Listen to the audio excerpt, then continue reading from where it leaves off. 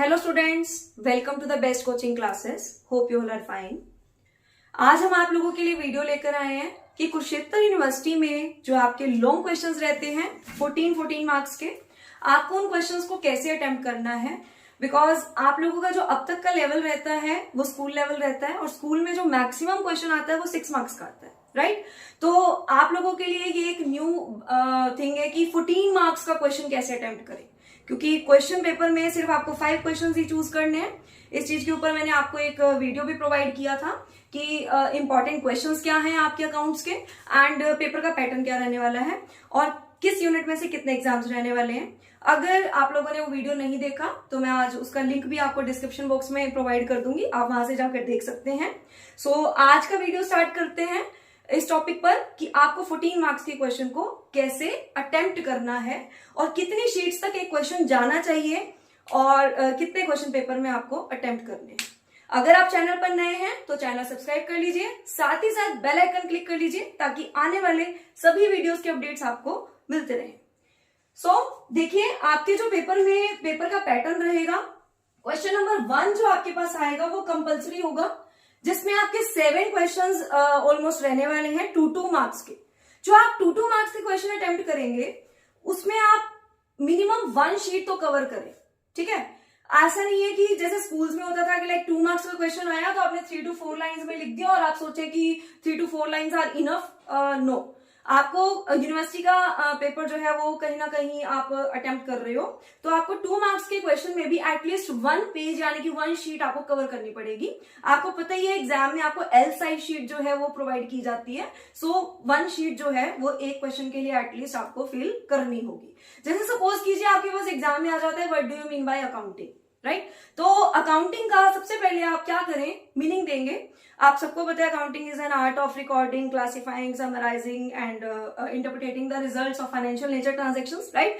तो आपको उसके मीनिंग और डेफिनेशन के अंदर आप उसे कवर कर सकते हो और कहीं ना कहीं वो आपका 1 शीट जो है कवर कर लेगा। इन केस नहीं कर पाता तो आप थोड़ा सा इलेबोरेट करते हुए उसकी थोड़ी सी हेडिंग्स में कैरेक्टरिस्टिक्स को भी ऐड ऑन कर सकते हो। तो इस तरह से आपका वो जो क्वेश्चन है वो एक्सटेंड हो जाएगा और आप जो है उसे 1 शीट पे कवर कर पाओगे। ऐसे मान लीजिए एग्जाम में आपके पास जो 2 मार्क्स में लाइक सपोज कीजिए ऐसे आ जाता है कि explain any 2 characteristics of accounting या explain any 3 characteristics of accounting.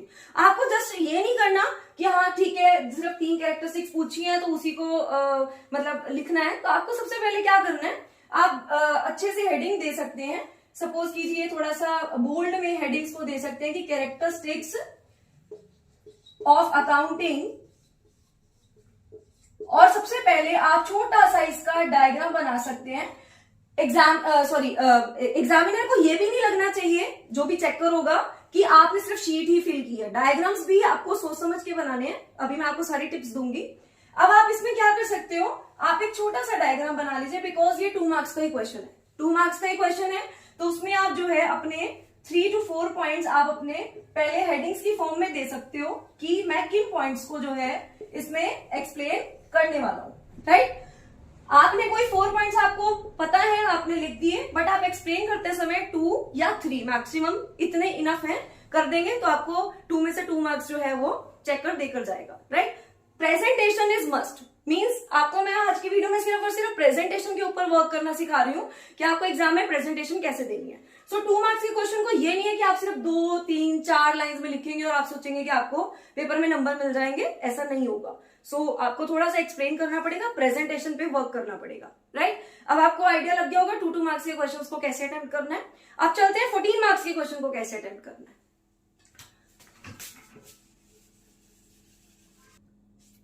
अब 14 मार्क्स के क्वेश्चन देख लेते हैं कि आप उसको कैसे अटेम्प्ट करेंगे। सपोज कीजिए आपके पास क्वेश्चन है what do you mean by accounting, right it's objective and scope. Suppose कीजिए ये आपके पास क्वेश्चन है और 14 मार्क्स में आ गया। अब अगर आप स्कूल में होते तो आप क्या करते, डायरेक्ट बस अकाउंटिंग का छोटा सा मीनिंग देते और 2 to 3 ऑब्जेक्टिव लिख देते, 1-2 स्कोप लिख देते और क्वेश्चन हो जाता, बिकॉज वहां पे मैक्सिमम क्वेश्चन जो है वो 6 मार्क्स का आता है, ऐसा ही है। बट यहाँ पर आपके पास 14 मार्क्स का क्वेश्चन है, ठीक है। तो आपको उसी के अकॉर्डिंग 14 मार्क्स के क्वेश्चन को अटेम्प्ट करना भी पड़ेगा। तो मिनिमम 7 शीट्स पर वो क्वेश्चन जाना चाहिए, ठीक है। अब आप सोचेंगे कि 7 शीट्स कंप्लीट कैसे, front end back 2 sheets count होती हैं. फ्रंट एंड बैक मींस आपके अकॉर्डिंग वो 3.5 शीट्स कवर होंगी टोटल 7 शीट्स को कवर करने के लिए. ठीक है, फ्रंट बैक ऐसे करके आपको एटलीस्ट 7 और मैक्सिमम 8 शीट्स तक भी जा सकता है. सो वो जाएगा कैसे?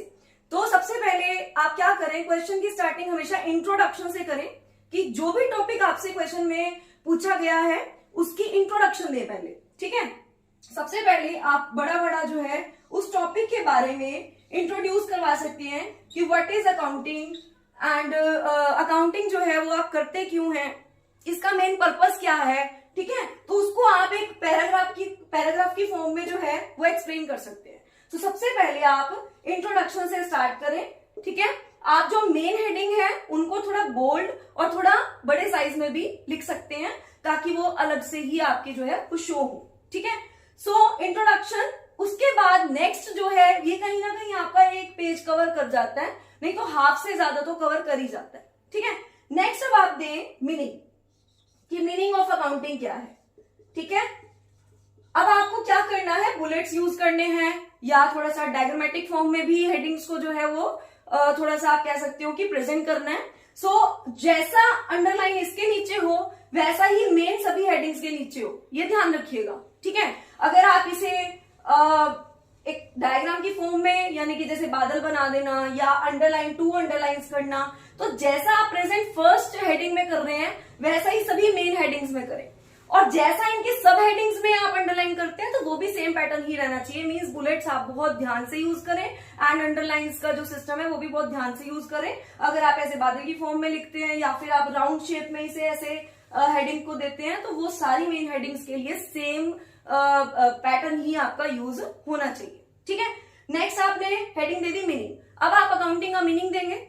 आफ्टर दैट अगर आपको डेफिनेशन याद है, देखो डेफिनेशन वर्क करती है क्योंकि उसके लिए आपको ऑथर का नेम देना होता है कि ये डेफिनेशन किस ऑथर ने जो है वो लिखी है. राइट, तो डेफिनेशन में अगर आपको ऑथर पता है तभी डेफिनेशन दें, अदरवाइज मीनिंग ही लिखें.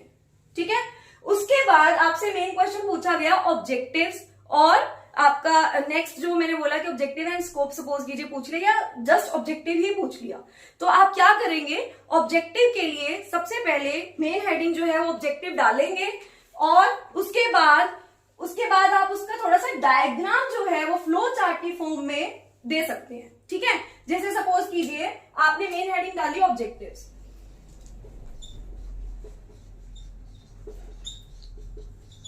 ऑब्जेक्टिव्स में आप जो है अपनी लाइन को जो है लिख सकते हैं, the following are the some objectives of the accounting. ठीक है, इस तरह से आप अपना, अगर सपोज कीजिए ये आपका जो वर्क स्टार्ट हुआ वो पेज के एंड पे स्टार्ट हो गया तो कोई बात नहीं, आप फर्स्ट पॉइंट एक्सप्लेन करना स्टार्ट कर दीजिए, डायग्राम बाद में बनाइए क्योंकि डायग्राम के लिए स्पेस चाहिए और डायग्राम जो है वो एक अच्छी शीट पे ही बनेगा, स्पेस पे ही बनेगा, स्पेशियस होगा. दैट्स वाई अगर आप नीचे से स्टार्ट करें तो वो पेज ब्लैंक नहीं छोड़ेंगे, आप वहां पे अपना फर्स्ट पॉइंट एक्सप्लेन करना स्टार्ट कर देंगे. आफ्टर दैट आप नेक्स्ट पेज पे शिफ्ट करके भी डायग्राम को बना सकते हो. ठीक है, सो उसके बाद आप क्या करें, ऑब्जेक्टिव्स हैं तो आप इसके फ्लो चार्ट्स की फॉर्म में पहले हेडिंग्स को जो है वो मेंशन करोगे. फ्लो चार्ट्स किसी भी तरह से हो सकता है, जैसे सपोज कीजिए एक फ्लो चार्ट ऐसे हो सकता है कि आप मिड में ऑब्जेक्टिव लिखें और साइड में ऐसे सारे पॉइंट्स को मेंशन करें पहले कि आपको कौन कौन से मेन पॉइंट्स जो है वो एक्सप्लेन करने हैं. ऐसा भी हो सकता है कि आप इसमें आपको अगर 8 से 10 पॉइंट्स पता है तो आप 8 से 10 की हेडिंग लिख दें बट एक्सप्लेन करते समय 4 to 5 करें according to your time and according to your marking allocation. Right, अगर ऑब्जेक्टिव एंड स्कोप 2 क्वेश्चन पूछ लिए, ऑब्वियसली आपको दोनों एक्सप्लेन करने हैं और मैक्सिमम 7 to 8 शीट्स पे ही जाए बिकॉज बाकी पेपर भी करना है, बाकी 5 क्वेश्चंस भी यानी कि 4 क्वेश्चंस जो रह जाएंगे वो भी आपको क्या करने हैं, अटेम्प्ट करने हैं. तो अपना टाइम अपनी मार्किंग एलोकेशंस के अकॉर्डिंग ही एक्सप्लेनेशन के लिए पॉइंट्स जो है वो आप नंबर ऑफ पॉइंट्स चूज कर सकते हैं. मेरी ये सजेशन रहेगी कि आप जब नंबर ऑफ पॉइंट्स चूज करते हैं तो वहां 1 2 3 मार्किंग ना करें, उसकी जगह बुलेट्स यूज करें. आप स्टार मार्क कर सकते हैं, आप डॉट मार्क कर सकते हैं, जो भी आपको सुटेबल रहे. ठीक है, जिसकी आपको आदत पड़ी हुई है तो आप एक फ्लो चार्ट ऐसा यूज कर सकते हैं. राइट, आप इसके अलावा और फ्लो चार्ट डायग्राम के लिए यूज कर सकते हैं. सपोज कीजिए आपने बड़ा बड़ा लिखा ऑब्जेक्टिव्स एंड इसके अंदर जितने भी पॉइंट्स हैं आप अलग से उनके बॉक्स बनाकर अपना पॉइंट दे सकते हैं. ठीक है, हर क्वेश्चन में हो सके तो डिफरेंट फ्लो चार्ट यूज करें तो बेस्ट होगा. फ्लो चार्ट्स के बहुत सारे वेज हैं, आप एक फ्लो चार्ट ऐसा यूज कर सकते हैं, एक मैंने अभी आपको थोड़ी देर पहले बताया वो बादल बनाकर भी आप जो है वो यूज कर सकते हैं। ठीक है, एक फ्लो चार्ट आप ऐसे भी बना सकते हैं कि आप मेन हेडिंग यहां दें लाइक ऑब्जेक्टिव्स, और इसके अंडर जितने भी पॉइंट्स हैं वो सामने इसके ऐसे पॉइंट्स आप जो है मेंशन कर दीजिए। आफ्टर दैट इसकी एक्सप्लेनेशन देनी है आपने, कहीं सोचो कि डायग्राम से ही काम चल जाएगा। ठीक है, सो आपने इसके बाद एक्सप्लेनेशन स्टार्ट करनी है। इससे क्या होगा, पेज कवरिंग भी होगी, एंड ये भी ध्यान रखना कि जिस पेज पे आप डायग्राम दे रहे हो वहां पे नीचे से या ऊपर कोई एक पॉइंट एक्सप्लेन हुआ हो या नीचे से एक नया पॉइंट एक्सप्लेन होना स्टार्ट हो जाए, ताकि चेकर को ये भी ना लगे कि सिर्फ पेज ही फिल हुए। राइट, सो प्रोसेस के लिए ध्यान रखिए, हमेशा डायग्राम यानी कि फ्लो चार्ट रहेगा वो ऐसा ही रहेगा, बिकॉज प्रोसेस जो है वो स्टेप बाय स्टेप ही होती है। ठीक है, वहां पर आपको जो पॉइंट्स देने हैं वो इस फॉर्म में देने हैं, बिकॉज सीक्वेंस में ही होते हैं आपके फ्लो चार्ट में। ठीक है, जो भी प्रोसेस रहेगी वो सीक्वेंस में रहती है, इसलिए वहां पे एक ही फ्लो चार्ट चलता है, वहां डिफरेंट टाइप के फ्लो चार्ट्स नहीं चलते। आफ्टर दैट आप सब पॉइंट्स को जब एक्सप्लेन करेंगे, फिर नेक्स्ट जो भी पूछा, लाइक स्कोप पूछा है तो स्कोप का भी एक पर्टिकुलर डायग्राम दीजिए एंड देन उसके पॉइंट्स को एक्सप्लेन कीजिए। क्वेश्चन का एंड जो करना है वो आपने कंक्लूजन के साथ करना है। ठीक है, अगर आपने क्वेश्चन को कंक्लूड किया है तो आपको 1 मार्क्स तो कहीं ना कहीं लास्ट में कंक्लूजन देखने के बाद एक टीचर को आइडिया लग जाता है कि क्वेश्चन का एंड हुआ है। राइट, क्वेश्चन का एंड हुआ है, और कहीं ना कहीं वो 1 मार्क अगर कम भी देना होगा तो ज्यादा ही देकर जाएगा, बिकॉज आपने कंक्लूड किया है। किसी भी टॉपिक को जब आप स्टार्ट करते हैं इंट्रोडक्शन से तो उसका एंड कंक्लूजन से ही होता है, सो आपको लास्ट में कंक्लूजन देना है। तो आप अपनी लैंग्वेज में या आपको जो भी आपको ठीक लगता है आपने क्या टॉपिक एक्सप्लेन किया है उसके अकॉर्डिंग आप लिख सकते हैं। At the end we conclude that this is this, like accounting के बारे में लिखना है तो अकाउंटिंग की ऑब्जेक्टिव्स को ही आप थोड़ा सा कंक्लूड कर सकते हो। तो इस तरह से आपको ये क्वेश्चन अटेम्प्ट करना है, जिससे ये क्वेश्चन कहीं ना कहीं 7 शीट्स तक तो एटलीस्ट जाएगा। अगर सपोज कीजिए एग्जाम में डिफरेंस आ जाए, जैसे आपके पास अकाउंटिंग के अंदर देखें, क्योंकि आपका फर्स्ट पेपर अकाउंटिंग का ही है, तो आपके पास सिलेबस में हायर परचेज और हायर परचेज सिस्टम और इंस्टॉलमेंट पेमेंट मेथड में, ये दोनों सिस्टम्स में डिफरेंस है सपोज कीजिए एग्जाम में। ठीक है, तो अब आपने डिफरेंस अगर आपके एग्जाम में आ गया तो वही बात अगेन रिपीट करूंगी, +2 लेवल होता तो डायरेक्ट डिफरेंस से ही आप स्टार्ट कर देते, बट यहां पर ऐसा ना करें, बिकॉज यहाँ पे आपको प्रेजेंटेशन ही मेन देनी है। तो आपसे जिस चीज का डिफरेंस पूछा गया पहले आप उन्हीं के बारे में एक्सप्लेन करें, उन्हीं टॉपिक्स को एक्सप्लेन करें, मीनिंग दें कि what is hire purchase system, what is this method, right, and next explain करें कि what is instalment payment method. ठीक है, after that you will come to the difference. So सबसे पहले हायर परचेज का मीनिंग दें, उसके बाद आप जो है डिफरेंस दें। पहले हायर परचेज का मीनिंग दे देंगे, ठीक है, आफ्टर दैट आप अपना इंस्टॉलमेंट पेमेंट सिस्टम का मीनिंग दे देंगे। आफ्टर दैट आप जब डिफरेंस देंगे तो ध्यान रखिए डिफरेंस के बेसिस को जरूर लिखना है। आप लोग बेसिस नहीं लिखते हो, ठीक है, आप लोगों को वही लेवल रहता है कि मैं एक बीच में लाइन लगाऊं, हायर परचेज एक साइड पे एंड इंस्टॉलमेंट पेमेंट मेथड एक साइड पे, नो डाउट लिखना वैसे ही है, बट एक और हेडिंग लिखेंगे, वो क्या रहेगी, बेसिस की। बेसिस लिखना नहीं भूलना जब आप डिफरेंस लिख रहे हैं, ठीक है, तो किस बेस पर आप इन दोनों में डिफरेंस कर रहे हैं वो मेन हेडिंग होगी।